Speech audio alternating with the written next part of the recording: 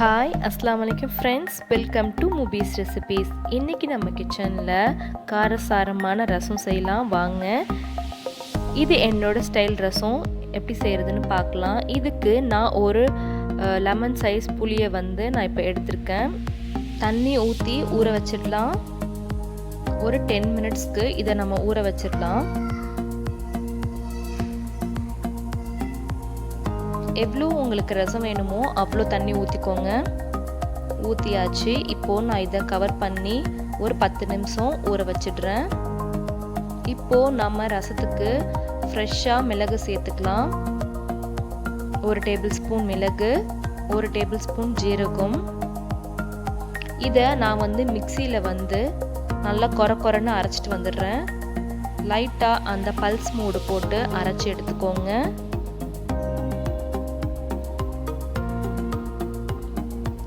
இப்போ பாருங்கள், நான் கொரன்னு அரைச்சிட்டேன். இந்த மாதிரி கொரப்பாக அரைச்சிக்கோங்க. இப்போது இதில் ஒரு 5 பல்லு பூண்டு தோலோடு சேர்க்குறேன். 1/4 டேபிள் ஸ்பூன் மஞ்சத்தூள் சேர்க்குறேன். பெருங்காயத்தூள் கொஞ்சமாக சேர்த்துக்கோங்க.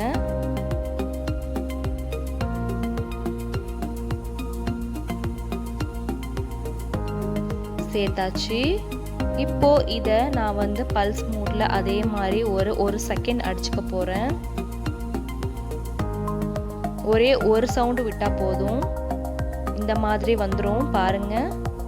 நல்லா கொரப்பா இப்படி இருக்கணும். பூண்டு நல்லா அரையக்கூடாது. இப்படி உதிரியாக இருக்கணும். வாங்க இப்போ நம்ம புளியை போய் பார்க்கலாம்.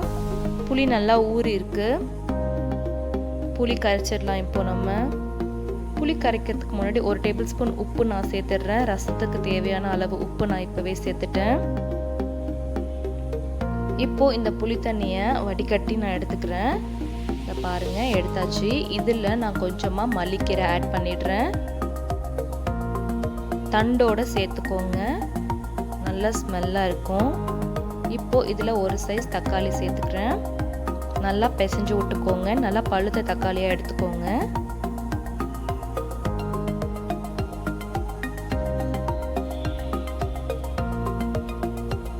நல்லா பிசைஞ்சாச்சு. தக்காளி நல்லா இந்த மல்லிக்கீரையோடு சேர்த்து நல்லா பிசைஞ்சிடுங்க. இப்போது ரசத்தை நம்ம தாளிச்சிடலாம். அதுக்கு நான் இப்போ சட்டி வச்சிடுறேன் அடுப்பில். பாருங்கள், வச்சாச்சு. சட்டி ஹீட் ஆகிடுச்சு. நான் இப்போ ஆயில் ஊற்றிக்கிறேன்.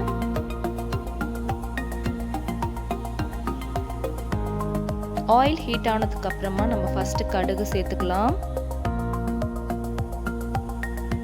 1/4 டேபிள் ஸ்பூன் கடுகு சேர்த்துக்கோங்க. கடுகு லைட்டாக வெடிச்சதுக்கு அப்புறமா ஒரு 2 காஞ்ச மிளகா சேர்த்துக்கோங்க. அப்புறம் நம்ம இடித்தோம் இல்லையா அந்த மிளகு ஜீரகம் பூண்டு, அதை நம்ம இப்போ சேர்த்து நல்லா வதக்கிடலாம். அடுப்பை நல்லா சிம் பண்ணிடுங்க. லைட்டாக இந்த ஆயிலே ஃப்ரை ஆகட்டும். இந்த டைமில் கொஞ்சமாக கருவேப்பிலை சேர்த்துக்கோங்க.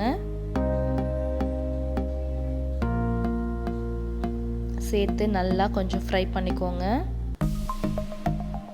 இந்த டைமில் நம்ம ரசத்தை நம்ம சேர்த்துடலாம். ரசத்துக்கு கரைச்சி வச்சுருந்த அந்த புளி தண்ணியை நம்ம உள்ளே சேர்த்துடலாம். லைட்டாக ஒரு மிக்ஸ் கொடுங்க.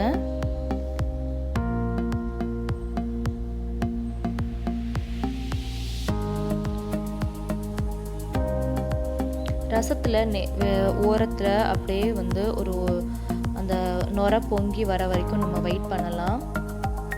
ரசம் கொதிக்கிறதுக்கு முன்னாடியே தான் ஆஃப் பண்ணணும். அது எல்லாருக்குமே தெரிஞ்சிருக்கும். இந்த மாதிரி ஓரத்தில் அந்த ரசம் நொறையாக வரும்போது நம்ம ஆஃப் பண்ணணும். இந்த மாதிரி பார்த்துக்கோங்க.